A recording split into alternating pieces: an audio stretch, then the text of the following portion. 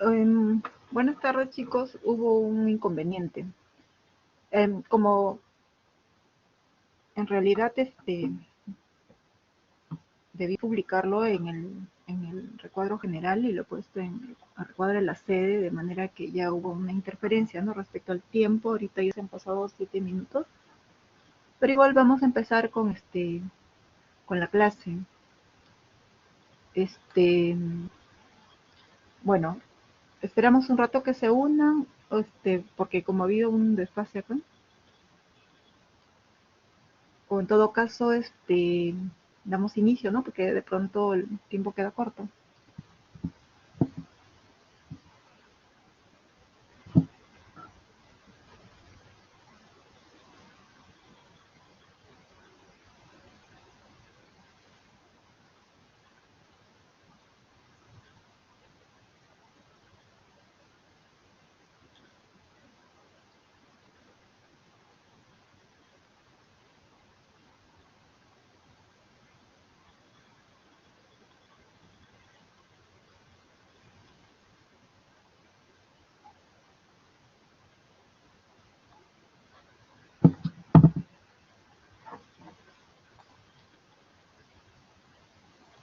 Bien, chicos, empezamos entonces con la clase. Disculpen que haya habido un error en cuanto a la publicación de- del, del link. Pero bueno, ya se solucionó. Entonces, el tema de hoy es parto prematuro. Es un tema bastante importante, muy importante, porque dado que es una complicación muy frecuente del embarazo, ¿no? Y es muy importante que el personal, pues, de salud pueda reconocer los signos, síntomas con los cuales llega una paciente y no dejarla pasar por alto, ¿no? Entonces, de esa manera, si puede hacer el diagnóstico oportuno, va a poder reaccionar a la paciente. Si está en una posta médica, un centro de salud, la va a poder enviar a un centro de mayor complejidad, ¿no? Para poder dar ya las medidas correctivas, tratando de, de, de manejar el problema, ¿no? Y de pronto evitar el nacimiento del producto si se hace un manejo oportuno, ¿no? Y evitar así también el nacimiento pues antes de tiempo del feto, ¿no? Entonces, es importante, ¿no? La definición de parto prematuro es el nacimiento pues de un ser, ¿no? Humano, ¿no? Producto de la concepción, el cual va a pesar mayor de 500 gramos y se va a presentar entre las semanas 22 y 36, ¿no? 36.6 días, o sea, así con precisión. Entonces, dentro de este grupo de 22 a 36 semanas, también hay subgrupos, ¿no? O sea, donde se habla de un producto periviable, ¿no?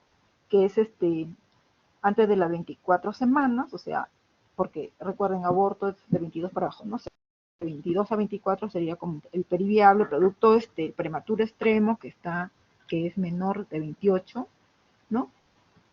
Y el muy prematuro, que va entre los 28 a 32 semanas, el prematuro moderado, 32 a 34, y el tardío, 34 a 36.6, que digamos es el que menos problemas o consecuencias tiene, ¿no?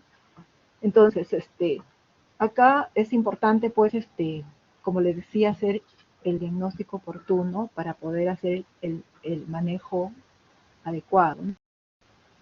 En cada caso, porque cada paciente es distinto. Nosotros tenemos que saber de que la definición de parto prematuro que se dio antes ya es el nacimiento donde no se pudo hacer nada, pero también debemos reconocer cuando es una amenaza de parto prematuro y cuando es un trabajo de parto prematuro.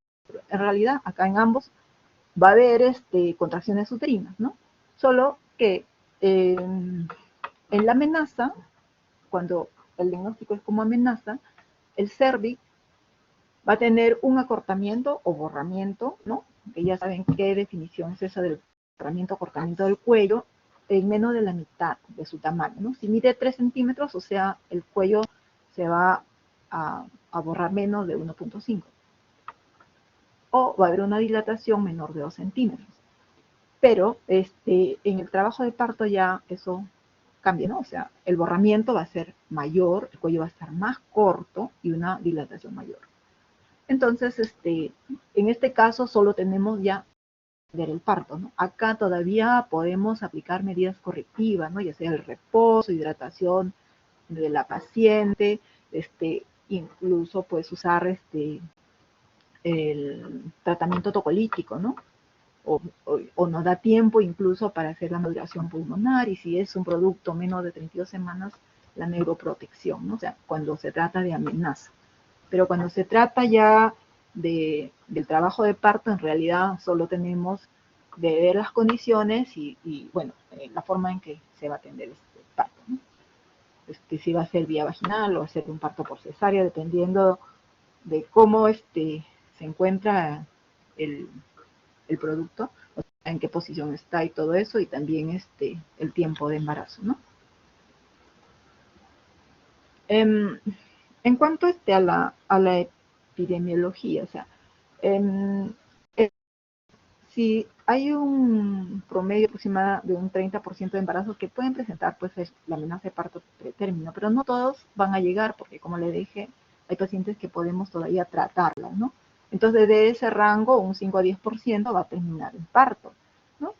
El parto prematuro es la causa más importante de morbilidad perinatal, y esto asociado, mientras más prematuro, el pronóstico es peor, ¿no?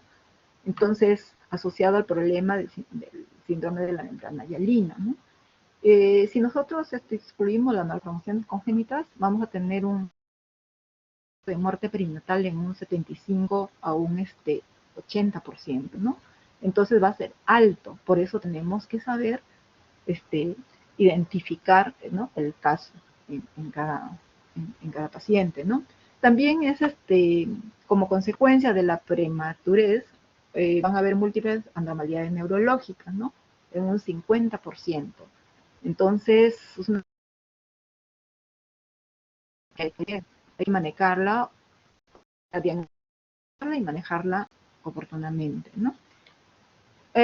Respecto a la etiología, o sea, la etiología del parto en realidad tiene un origen multifactorial, ¿no? En la mayoría de los casos vamos a desconocer la causa que desencadena el parto prematuro, a lo que se le llama, ¿no? O sea, una causa idiopática, ¿no? No sabemos, pues, origen idiopático, ¿no?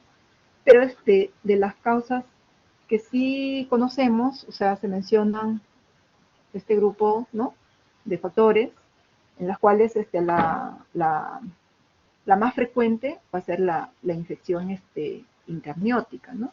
Y esto debido a que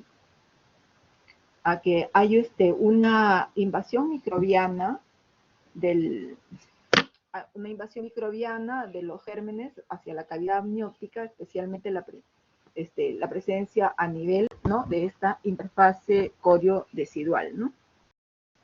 Entonces, se habla de que esto, se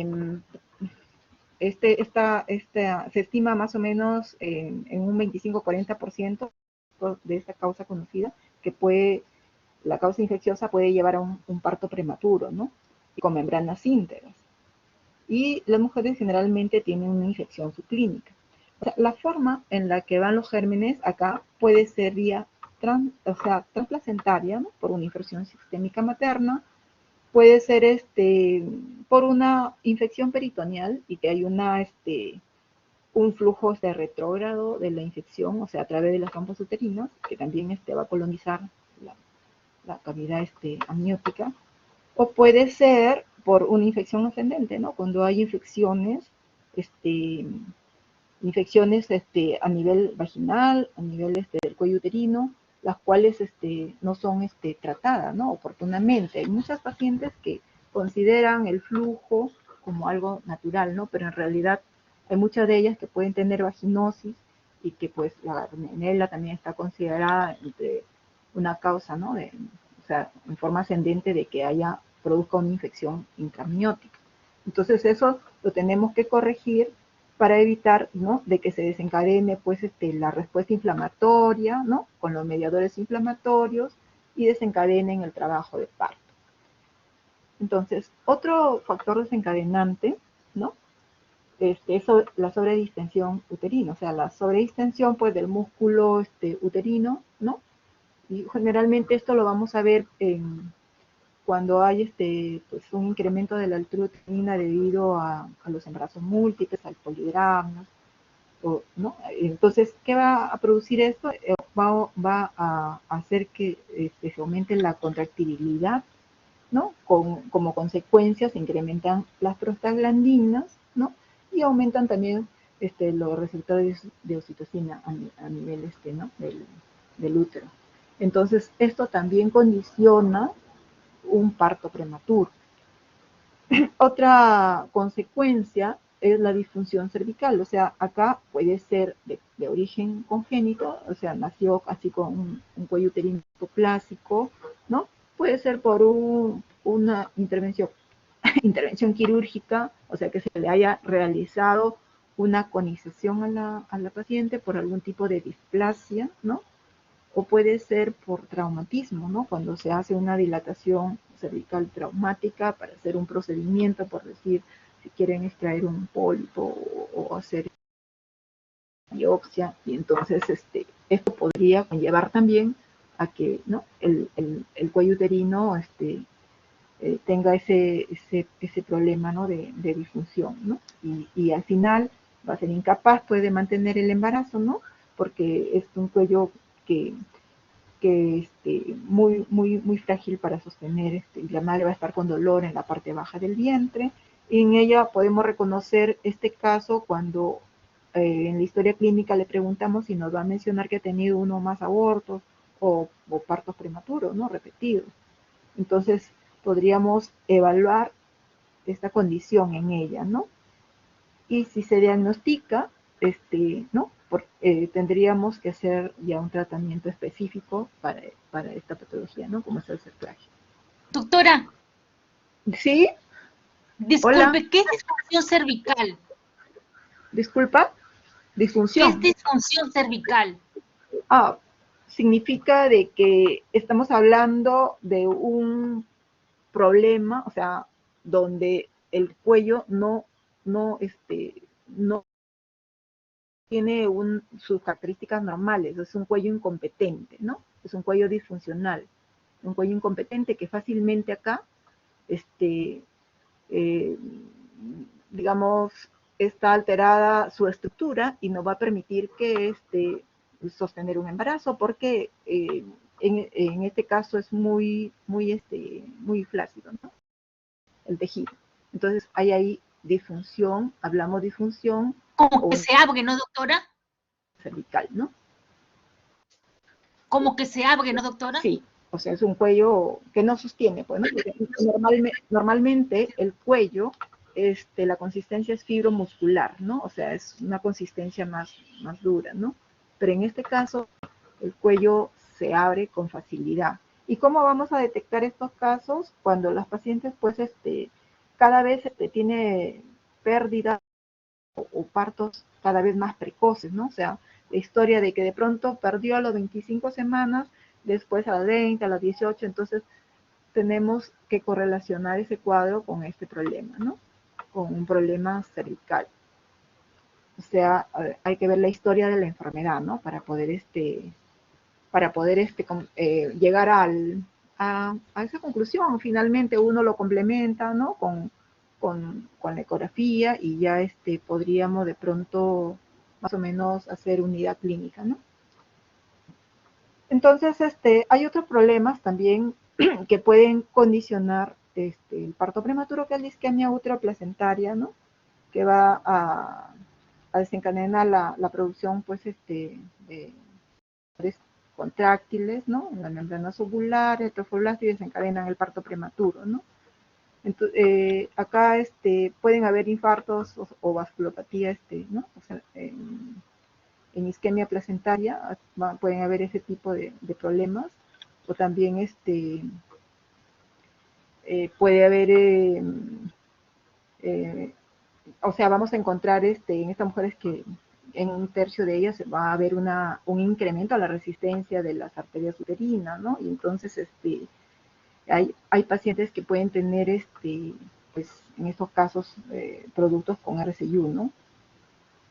Entonces, generalmente la isquemia va a conducir a la de necrosis, ¿no? A la residual, y va a producir hemorragia, y eso genera, pues, ya la vía, que se active la vía del parto, ¿no? Igualmente hay factores que también pueden condicionar un parto pretérmino cuando existe un rechazo inmunológico y hay una incompatibilidad antígeno feto materna y también condiciona, ¿no? Y ahora últimamente se menciona mucho también el estrés materno. ¿Por qué el estrés materno? O sea, las mujeres actualmente ya no están solo en casa, trabajan y a veces el trabajo es duro o hay mucha carga, ¿no? Entonces, ese estado de la paciente podría activar prematuramente el eje hipotálamo hipófisis adrenal, ¿no? Dando inicio al parto prematuro, ¿no? También, o sea, ¿y qué pasa acá? Se incrementan los niveles de estrógeno, entonces va a estimular las contracciones, o disminuyen los niveles de progesterona y también lo que ver con mantener el útero para que se inactivos, y vamos a ver acá que se inicia también las contracciones uterinas. Muchas veces estas pacientes solamente mejoran con el reposo, ¿no? Entonces es importante indicar en ellas de pronto cambiar el estilo de vida, de pronto si el trabajo es muy fuerte, modificar, o sea, temporalmente hasta que pase el proceso, ¿no? Y pueda revertirse el cuadro, ¿no? de la amenaza de parto prematuro. Este es un cuadrito que tendría que ver con la causa más frecuente, que sería la causa infecciosa, ¿no? Porque como ven, en un porcentaje alto, en un 50% es idiopático, o sea, no sabemos a qué se debe, pero dentro de lo que es conocido es la causa infecciosa, ¿no? Y en este caso, lo que se va a ver es que habiendo una infección sistémica, de alguna manera va a afectar pues la densidad miocoriónica, ¿no? Y entonces se van a activar los mediadores inflamatorios, ¿no? Como son el factor de necrosis tumoral, la interleuquina 1. Acá esto, con el incremento de otros mediadores inflamatorios, que es la interleuquina 6, la hormona liberadora de corticotropina, aumentan pues las prostaglandinas, ¿no? Que son interotoninas, aumentan las prostaglandinas, las endotelinas, y eso va a producir contracciones, ¿no? Entonces, esto, si se une al incremento también de la interleuquina 11, lo que va a hacer es que se aumenten las proteasas, haya muerte celular, y entonces esto conlleva a que se den cambios cervicales y ruptura de membrana, ¿no? Entonces esta es la patogenia en cuanto al tema infeccioso, o sea, a lo que es el mecanismo infeccioso del parto prematuro, ¿no? Respecto a los factores de riesgo, o sea, además de los factores etiológicos, tenemos que expone a la paciente a que se den estas situaciones, ¿no? Entonces, hay diferentes factores, ¿no? O sea, sean de la madre, del feto, de la placenta, del líquido amniótico también, ¿no? Y ahí trata ya, pues, muchas causas que estarían condicionando el parto prematuro, como es, por decir, el nivel socioeconómico bajo. ¿Por qué tendría que ver? Porque generalmente estas pacientes o no tienen acceso al servicio de salud, son pacientes que viven en condiciones ínfimas en cuanto a salubridad y respecto también, porque no tienen los servicios, ¿no? O no son pacientes bien alimentadas, ¿no? Porque, o sea, esto conlleva lo otro de que también estas pacientes de peso de menores de 40, o sea, pacientes desnutridas o con peso bajo, muy bajo, podrían tener también amenaza de parto pretérmino, ¿no? Si tuvo un antecedente de aborto, parto prematuro, posiblemente también esta situación se repita. Ahora, los extremos también de la vida son, digamos, difíciles, en el sentido de que las jóvenes que son menores de 15 todavía están en proceso de desarrollo, ¿no? Igualmente las mayores ya también están en proceso, ¿no?, de generación, a veces de la atresia folicular y todo, o sea, la etapa de la menopausia, su organismo está venido a menos, ¿no?, por el tema, y sobre todo si no son bien alimentadas, entonces todo esto conlleva también a que haya amenaza, ¿no? Si tuvo baja ganancia de peso en el embarazo, ha tenido antecedente de patología cervical por algún problema de alguna displasia, ¿no? Entonces también sería un factor condicionante. Igualmente, si hay una infección por RPM, un IRPM, una coriomionitis, esto va a desencadenar igual, como mencionaba antes, el trabajo parto. Infecciones sistémicas o infecciones urinarias, ¿no?, infecciones que podrían también influir en que se dé el trabajo de parto. Anomalías uteroplacentarias como los uteroidelfos, los úteros unicornes, que también son, digamos, reducen el continente, ¿no?, para que el feto desarrolle, y a veces esto nazca antes ¿no?, del tiempo.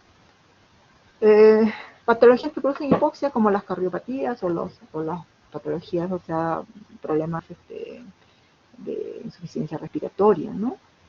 Pacientes que son fumadoras, también igual, o sea, la nicotina pues disminuye la perfusión placentaria, y conlleva también a productos prematuros o incluso retardo de crecimiento, ¿no? Si hay una injuria por una cirugía abdominal de otra causa, como una apendicitis, una peritonitis, también condicionaría, ¿no? Pacientes analfabéticas, la analfabetización, o sea, y bueno, lo que mencionaba, el estrés psíquico físico, ¿no?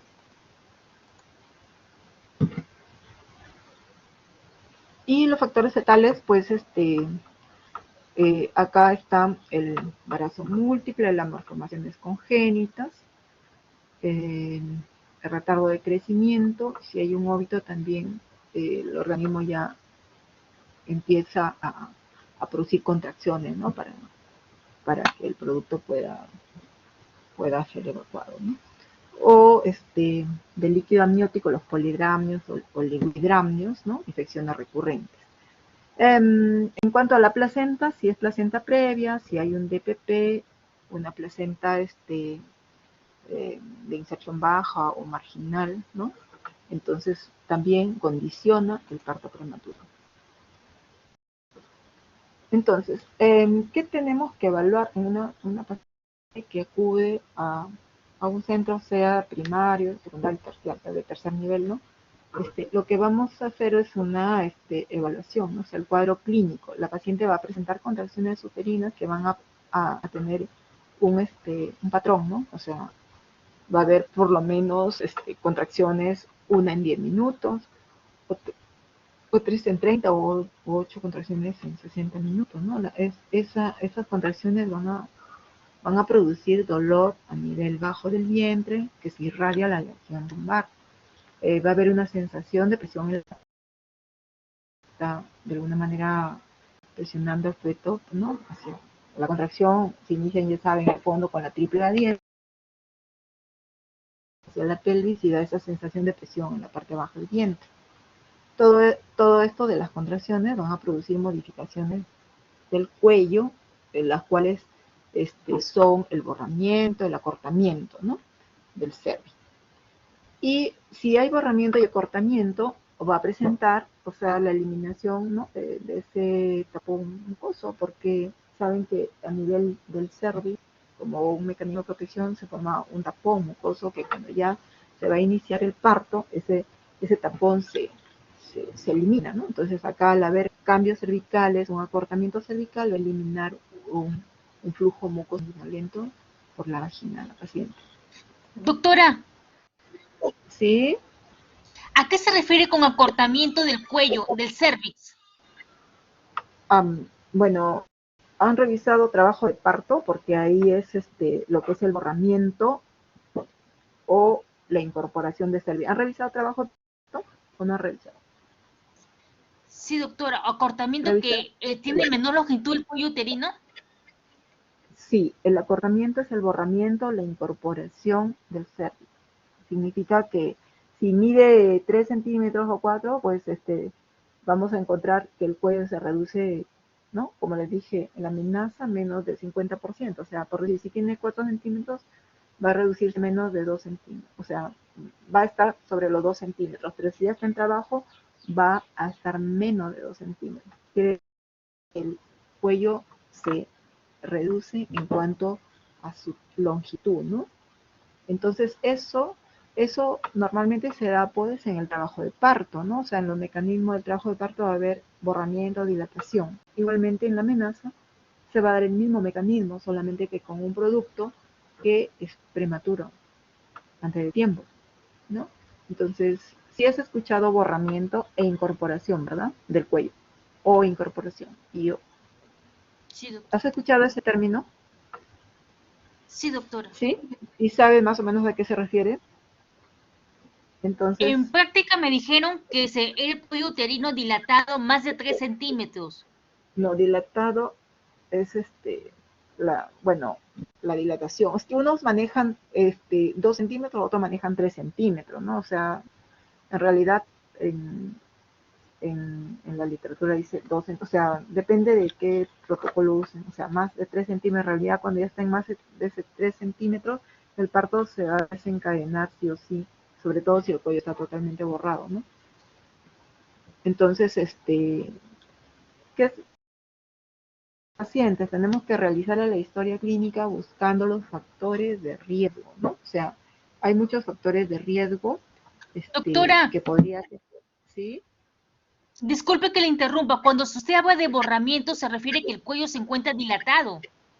No, o sea, borramiento es acortamiento, o sea, el tamaño del cuello se reduce de tamaño. Si digo, el cuello uterino mide 3 centímetros, entonces cuando hablamos de un borramiento de 50%, ese cuello ya no mide 3 centímetros, mide 1.5 centímetros. ¿No? Estamos hablando del tamaño, que es diferente a la dilatación. La dilatación es otra cosa y el borramiento Sí. es otra cosa. A ver, Bien. supongamos, acá hay un lápiz, ¿no? Ya. Entonces, no sé si pueda dibujar. Este es el cuello del útero. ¿Lo ves? Ya, ese es el útero. No, no se ve, doctora. ¿No Ahora se ve? sí, ¿Por qué?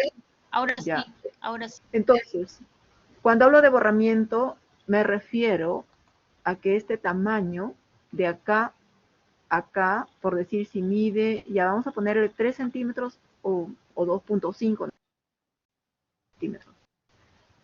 A este nivel está el orificio cervical interno y acá el orificio cervical externo. Está el color, ¿no? Entonces, el borramiento se refiere a que el cuello ya no está de ese tamaño, sino se quedó así. Que es diferente a la dilatación, ¿no? Acá el cuello está cerrado. Entonces el cuello ya no tiene este tamaño, sino tiene este tamaño. De aquí para acá. ¿Se entiende? Se redujo. Se reduce el tamaño del cuello.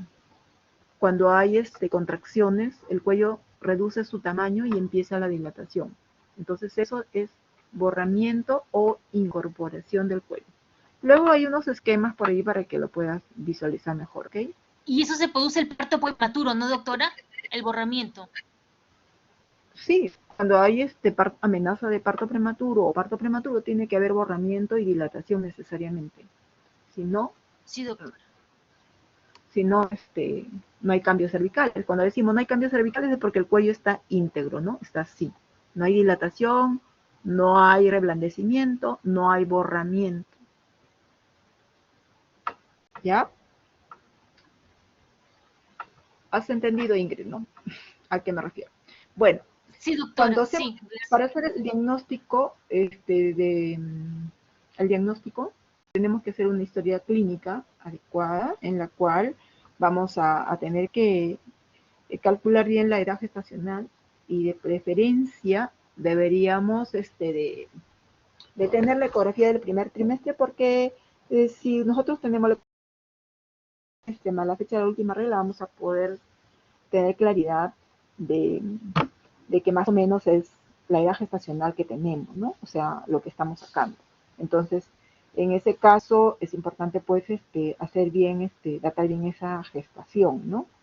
Y hacer una anamnesis dirigida, ¿no? O sea, hay que buscar ahí factores de riesgo, ¿no? La presencia también de otras patologías que pueda tener la paciente, si amerita o no tocólisis, ¿no? Porque, por ejemplo, si tenemos una paciente que no solamente son contracciones uterinas, sino que ese útero está totalmente hipertónico, entonces podría hablarnos de un TPP, ¿no? Hipertónico no relaja, entonces para que yo voy a hacer tocólisis si ese feto, si es que está ahorita vivo, se puede morir, ¿no? Entonces en esos casos no va la tocólisis. O si vemos que la paciente tiene taquicardia, fiebre, está infectada, de pronto tiene una corionitis, ¿no? Entonces en esos casos no vamos a hacer tocólisis. Entonces tenemos que hacer una historia clínica bien, explorar el abdomen de la paciente, buscando si el dolor es justamente de la contracción o de pronto pues no tiene dinámica, pero tiene un dolor peritoneal porque de pronto, no sé, tuvo una diverticulitis complicada, una apendicitis complicada, ¿no? O hay un proceso infeccioso urinario, la cual ya se ha hecho sistémico, ¿no? O sea, como una urosepsis. Entonces, tenemos que ser bien cuidadosos en cuanto a lo que es la exploración clínica, ¿no? Explorando la parte obstétrica, tenemos que evaluar los latidos cardíacos, ver si están presentes o no, o sea, la frecuencia, ¿no? Todo eso, el ritmo, valorar el abdomen, ver la altura uterina, ver la estática fetal, ¿no? O sea, en cuanto a la situación, posición, presentación del feto, ver si hay dinámica o solo hay irritabilidad uterina, ¿no? Y cuando ya ponemos el espéculo, hay que ver si hay pérdida de líquido o no hay pérdida de líquido, si hay sangrado o no, ¿verdad?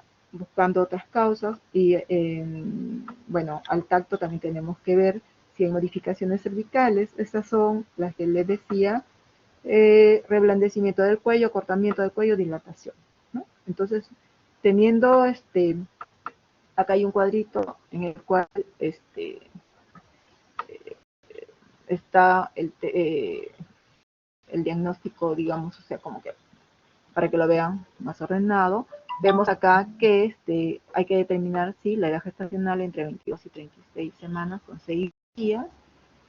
El feto va a ser clínicamente pequeño hasta que podemos determinarlo con precisión la edad gestacional, porque muchas no recuerdan el FUT, entonces lo hacemos con la ecografía del primer trimestre. Evaluar las contracciones uterinas, o sea, ¿no? Que tenga 3 contracciones en 30 minutos o una contracción en 10 minutos u 8 contracciones en una hora, ¿no? Y eso deben persistir en una hora, entonces esto ya es una amenaza, ¿no? Si tenemos así un patrón de contracciones es una amenaza. Respecto a la evaluación con el tacto, o sea, si hay borramiento mayor de 50%, hay una dilatación ya mayor de 2 centímetros, ¿no? Entonces, embarazo menor de 32 semanas, esto ya es una amenaza, ¿no? O sea, o ya se está instalando un trabajo de parto prematuro, ¿no? Y el canal del cuello lo vamos a evaluar con la cervicometría, ¿no? O sea, con el ultrasonido. En estos casos, a estos pacientes sí se le hace ultrasonido vía vaginal. Eh, escucho Luigi. Luigi, ¿vas a preguntar algo? No, doctora, disculpe, se prendió casualidad. Ok. Ya, entonces, las pacientes consideramos a pacientes de alto riesgo cuando ya se instala la dinámica uterina, ¿no? Hay dinámica uterina y aparte de eso vamos a encontrar cualquiera de estos signos, ¿no? Sí, o hallazgos de que la paciente haya tenido ya un parto anterior, pretérmino, o haya tenido pérdida gestacional tardía, o sea una gestante con embarazo múltiple o tenga cerclaje cervical. O sea, uno de estos más dinámica lo convierte en una paciente de alto riesgo. Igualmente, si el bicho es mayor de 5, o sea, ya hay cambios cervicales, ¿no? Y tenemos que si la paciente tiene 27 semanas y la longitud cervical es menor de 25 es de riesgo, ¿no? Si está entre las 28 y 31 semanas y tiene menos de 20 milímetros el cuello, o sea, está corto. Esto también es de riesgo. Igualmente, si ya tiene más de 32 semanas y el cuello está con 1.5 centímetros, o sea, 15 milímetros, también es una paciente de riesgo.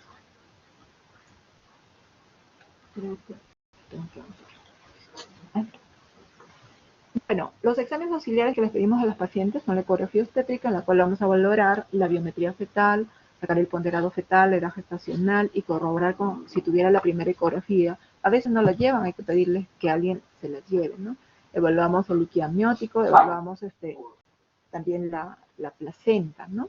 Pedimos examen de laboratorio de rutina, sí, el hemograma, el grupo, ¿no? El PCR para descartar un proceso inflamatorio agudo, examen de orina, porque muchas son bacteriuras asintomáticas, los pacientes no sienten que tienen la infección, sin embargo la tienen.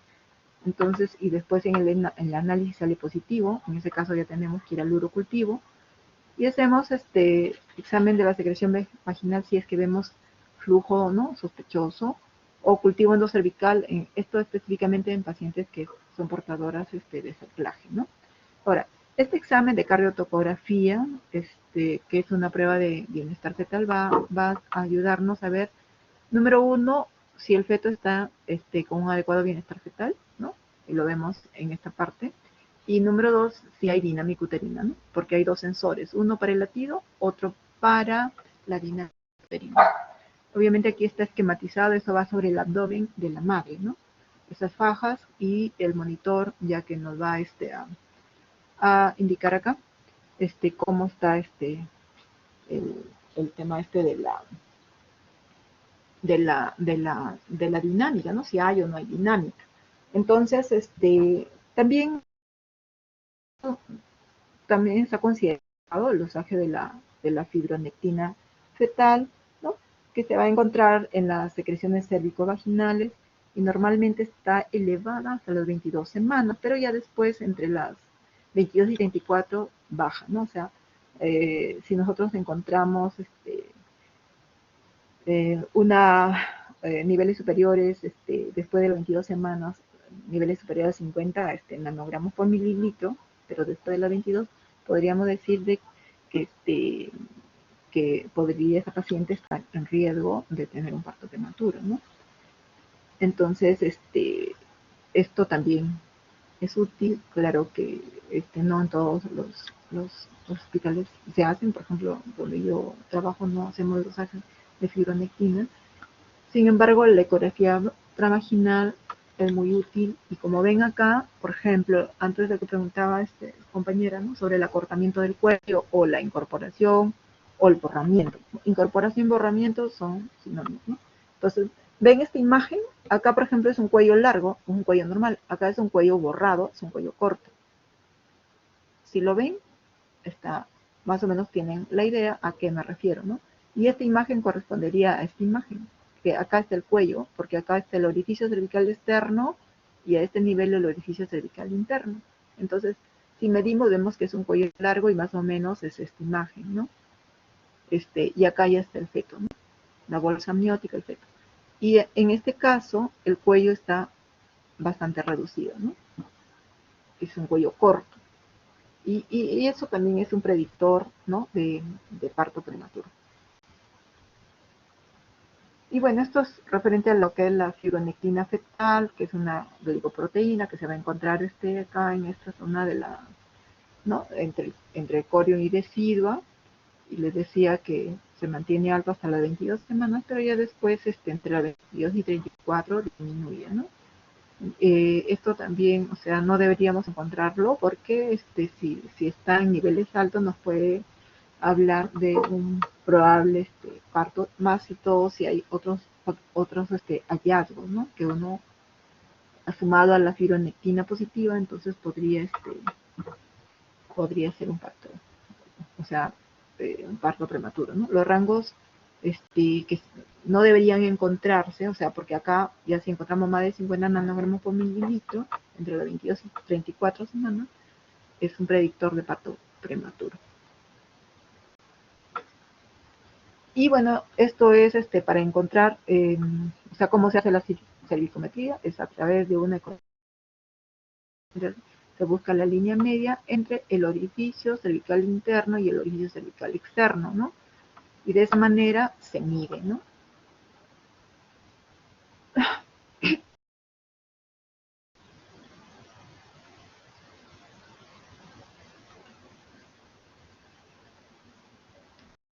Y bueno, acá está de una forma más clara lo que estaban preguntando antes, cómo es que se va haciendo el borramiento del cuello, ¿no? El borramiento del cuello evoluciona en esta dirección, o sea, cráneo caudal, o sea, de arriba para abajo, ¿no? Entonces, acá es un cuello íntegro, ¿no? O sea, va a tener esta forma en T, pero conforme va progresando, eh, se va viendo de esta forma. En Y, esquematizado acá, porque ya está, o sea, se ha hecho el funnel, se ha funelizado, ¿no?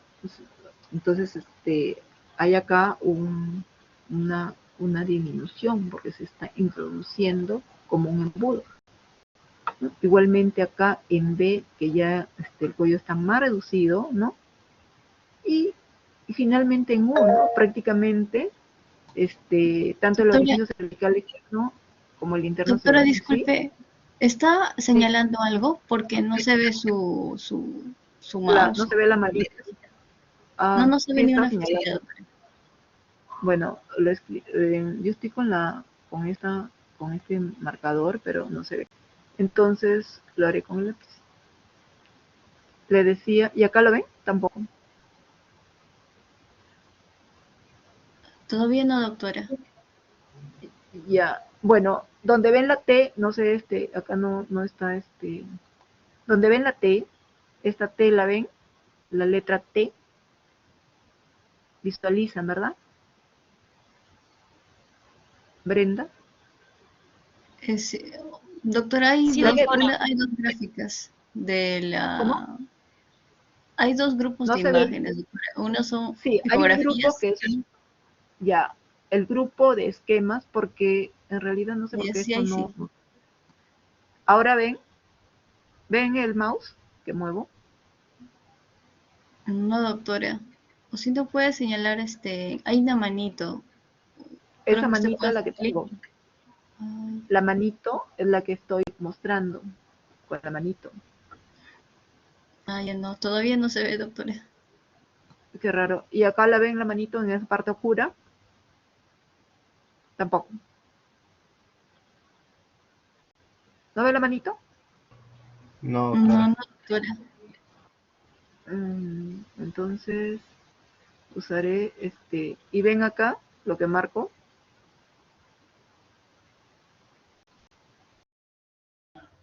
Sí, ¿Tampoco? doctora, se demora un poquito, pero sí, sí se nota lo que marca. Ya. Entonces, bueno, lo que les decía yo de que acá pueden ver, voy a borrar esto. Pueden ver esto, es, le decía de que el borramiento cervical va de arriba para abajo. Entonces, acá se está observando que en este esquema, donde he marcado de celeste, donde está la T, donde el cuello no ha sufrido cambios. Pero en donde está la letra Y, ¿no? Que representa al frente la figura de me pena que no vean la manito, donde está la ecografía, y también hay una Y chiquita, no sé si la visualizan, ese es el mismo esquema que está representado en la imagen de la Y. Entonces, ahí se observa de que el cuello está reduciendo el tamaño, ¿no? Entonces está formándose como un túnel. Igualmente, donde está la letra V, el esquema de la ecografía está justo a ese nivel y también se visualiza una V. Y donde está la letra U es cuando ya el cuello está totalmente borrado, ¿no? Prácticamente ya se han unido ambos orificios, tanto el orificio interno, el orificio cervical interno como el externo, ¿no? Y se visualiza en la imagen ecográfica igualmente, ¿no? Bueno, lo que pasa es que me voy a pasar de la hora, pero me da pena que no vean lo que estoy marcando, ¿no? Porque ya no tengo otra cosa como que marcar. Entonces, esto lo entienden, son los cambios que se van dando en el cuello conforme se va dando el avance del borramiento del cuello, y ecográficamente también se puede ver, ¿no? Ecográficamente. Bien. Bueno, estos son casi los mismos esquemas, ¿no? De la reducción del tamaño. ¿La manito acá la ven, por si acaso? ¿Ven la manito o no?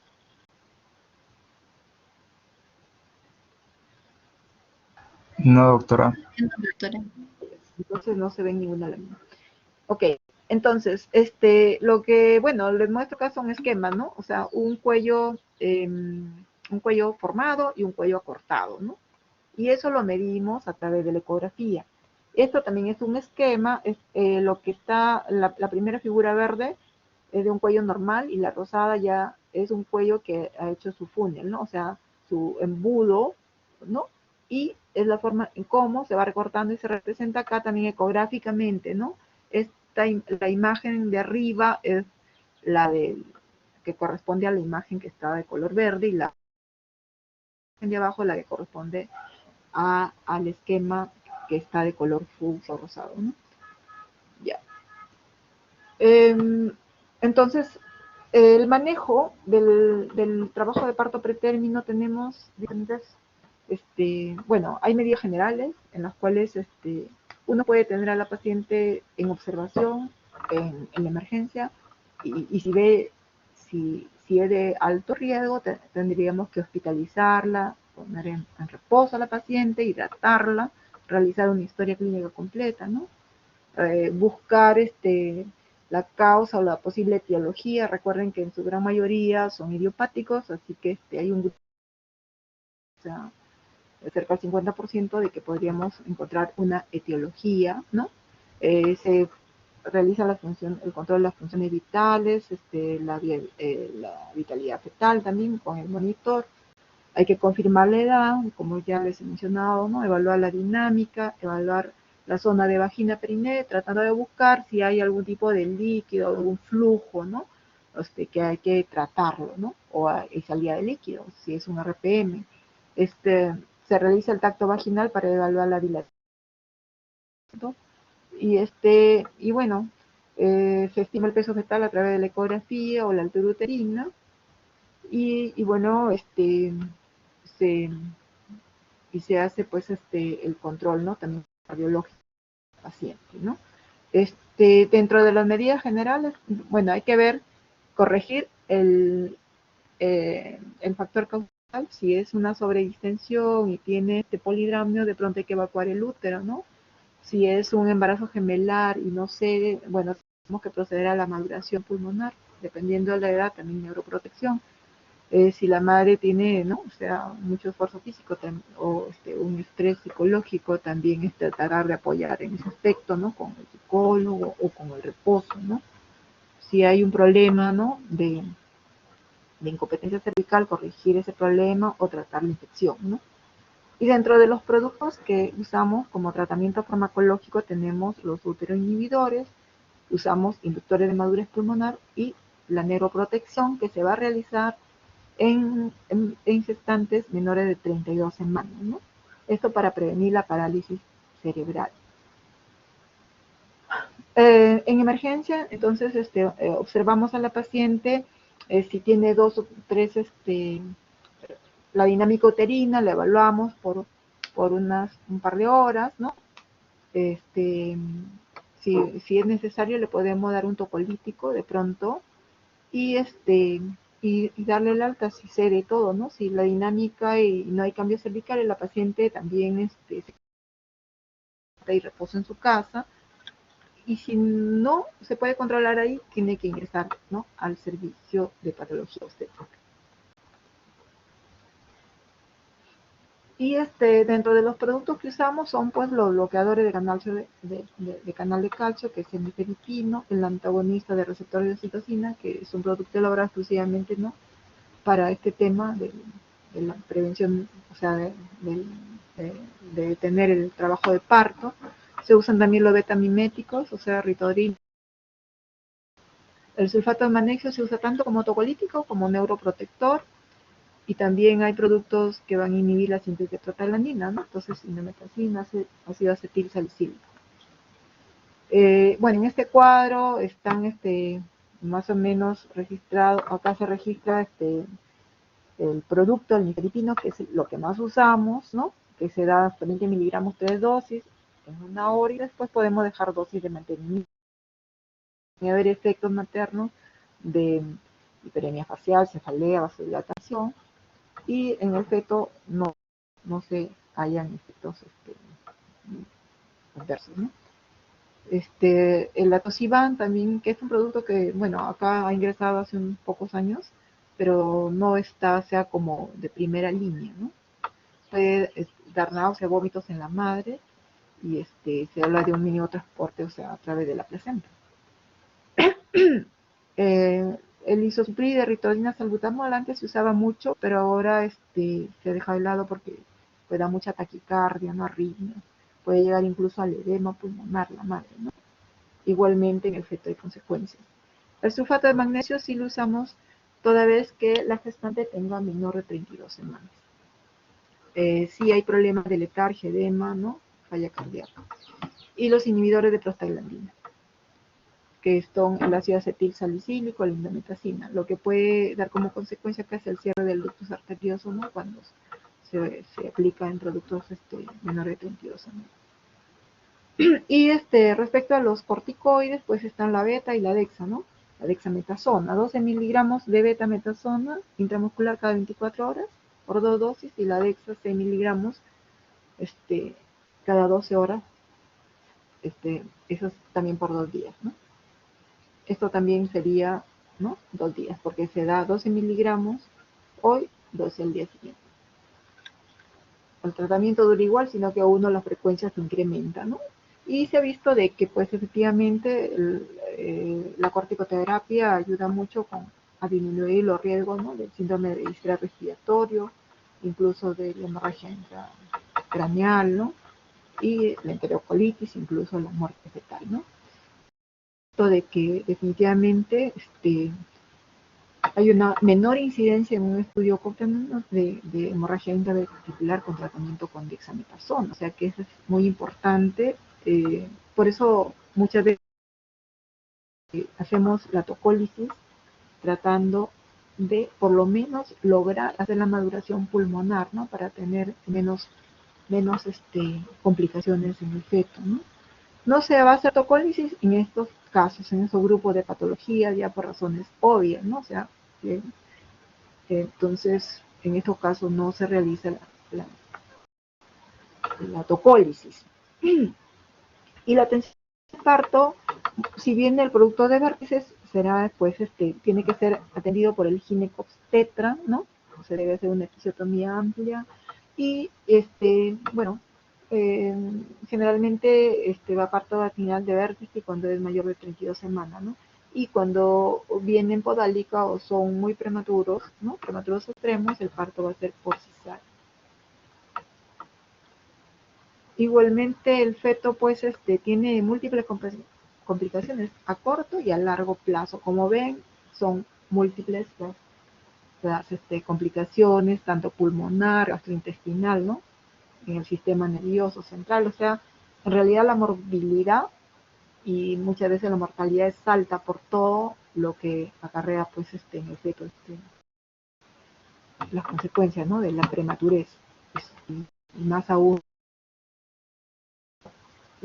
medicada para que con la neuroprotección o con los corticoides. En cuanto a los niveles de prevención, en este caso hay primaria, secundaria y terciaria. La primaria básicamente se va a dar en etapa preconcepcional o en el embarazo, tratando de disminuir los factores de riesgo, ¿no? Sean ansiosos, se puede dar progesterona, o si hay un problema a nivel cervical, realizar el cerclaje, ¿no? La prevención secundaria es ya orientado prácticamente a detener o revertir, ya se ha instalado la amenaza de parto, tratar de detener o revertir y evitar ya las consecuencias, ¿no? O sea, si nosotros tratamos de revertir, obviamente podemos por lo menos iniciar la maduración pulmonar, ¿no? Entonces acá la prevención secundaria ya es cuando se ha dado la evolución de la natural de la enfermedad, ¿no? O sea, y la terciaria ya es manejar básicamente, ¿no? Reducir las secuelas las complicaciones, pues, del parto pretérmino, ¿no? Mejorando la calidad y esperanza de vida. Y este es un cuadrito de un protocolo que es para la previsión y prevención, ¿no? O sea, del parto pretérmino, donde acá el riesgo lo vemos entre 12, o sea, un riesgo entre la semana 12-14, si es alto o es bajo, ¿no? O sea, con estos antecedentes, si ha tenido partos prematuros precoces, una incompetencia, o ha tenido un parto prematuro más conización, entonces estos pacientes irían a un cerclaje, ¿no? Pero si hacemos una medición cervical y el cervix es corto, menor de 25 milímetros, entonces, si el cervix es corto, tenemos que dar la progesterona a la paciente, ¿no? ¿Por qué le damos la progesterona? Porque de alguna manera esto va a suprimir los genes contráctiles, promueve la relajación del útero, ¿no? Y va a suprimir las prostaglandinas y la respuesta a la oxitocina. Entonces, la paciente va a recibir progesterona hasta la semana 36, ¿no? O sea, vía vaginal, 200 miligramos. Y vemos acá si el acortamiento es progresivo, entonces va a ser clase. Si no es progresivo, hacemos solo seguimiento, ¿no? Pero cuando son de bajo riesgo, solamente se hace el seguimiento normal, ¿no? Y en toda paciente que encuentre una longitud cervical menor de 15 milímetros, debemos administrar también progesterona. Bueno, estos casos son contraindicados, ¿no? O sea, para hacer un cerclaje. No se debe hacer cerclaje en cualquiera de esos casos. Y la Ahora, prevención, ¿sí? ¿qué cerclaje? Hola. Disculpe, cerclaje, ¿qué es? El cerclaje es una técnica quirúrgica que cuando tenemos el cuello, o sea, hipoplásico o el cuello displásico, hay una difusión cervical o hay antecedentes de pérdidas repetidas y diagnosticamos que la paciente ha perdido el producto sin dolor. Entonces, diagnosticamos incompetencia cervical. Entonces, hay que poner colocar unos puntos a nivel del cuello, ¿no? Una sutura resistente para que ese cuello no se abra. Ese es el cerclaje. O sea, es una cirugía, pero, o sea, sin cortes, solamente con puntos, un punto de sostén a nivel del cuello, ¿no? Ese es el cerclaje. Y así, cerrando los puntos, evitamos que por ahí salga el bebé, ¿no? O sea, para que el cuello no se abra espontáneamente. Eso solamente va cuando hay una disfunción cervical, o sea, una incompetencia cervical por las condiciones que antes había mencionado, ¿no? Sí, doctor. Recuerdan que mencioné cuáles eran las causas las cuales podría conllevar a un cervix hipoplásico, que puede haber ya sea por colonización, ya sea por una mala técnica en cuanto a dilatación cervical o porque nació así, hipoplásico el cervix, ¿no? Entonces, bueno, y acá finalmente esto es lo que concierne a la prevención del parto. ¿Qué debemos hacer? Si modificar los estilos de vida, si es fumadora, si usa si narcóticos, algún tipo de medicamento, o si trabaja en exceso, o sea, tendría esa paciente que cambiar sus estilos de vida, ¿no? Para poder también tener un mejor pronóstico, ¿no? El feto. La educación preventiva, o sea, hay que enseñar a la paciente cuáles son los síntomas, los signos, cuando hay una amenaza de parto prematuro. Siempre hay que evaluar cuando van a sus controles con espéculo en la vagina, porque muchas de ellas no informan que tienen descenso y nosotros cuando vemos están ahí con mucho flujo, ¿no? Tenemos que tratar eso. Igualmente los cuidados odontológicos La vaginosis bacteriana hay que siempre detectarla y tratarla, ¿no? La bacteriuria sintomática, muchas pues no tienen síntomas de infección y están infectadas. Y hay que pues también si hay un cerclaje o hay un problema de cuello corto, administrar progesterona que va desde la semana, ¿no?, 14 a 16 hasta las 34 semanas, ¿no? Y sus suplementos nutricionales con nutrientes, ¿no?, omega 3, o sea, el hierro y todo lo que la paciente pueda requiere, ¿no? Entonces, bueno, esto es lo que concierne a lo que es parto prematuro. La verdad, como hubo un inconveniente inicialmente con la hora, me he pasado de clase. Disculpen, ¿no?, el percance, y bueno, lo dejo para que acudan a su otra clase. Doctora, Muchas gracias. ¿Sí? ¿y la progesterona Hola. para qué casos se usaba por vía vaginal la progesterona? Sí, la progesterona se aplica tipo óvulo vía vaginal desde la semana 14 o 16 hasta las 24, con la finalidad, ¿no?, de disminuir la contractibilidad uterina. O sea, esto va a promover que el útero se relaje, va a suprimir las, las reactantes inflamatorias, o sea, la citoquina, las prostaglandinas, ¿no? Entonces, ayuda a que si hay un cuello corto diagnosticado ecográficamente, tenemos que tratar a estas pacientes con progesterona. Igualmente, las pacientes que usan cerclaje también se les deja este tratamiento como preventivo, ¿no? Entonces, es un producto que se debe usar y está dentro de lo que es la prevención primaria.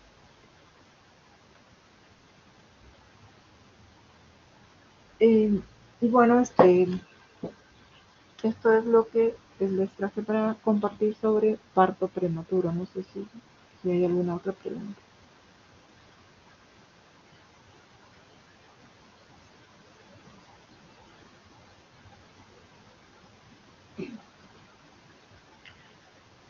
Bueno, chicos, doy por cerrada la sesión. Muchas gracias. Que tengan un buen día. Hasta luego. Gracias, doctora. Gracias, doctora. Gracias, doctora. Bien. Gracias, doctora. Gracias, doctora.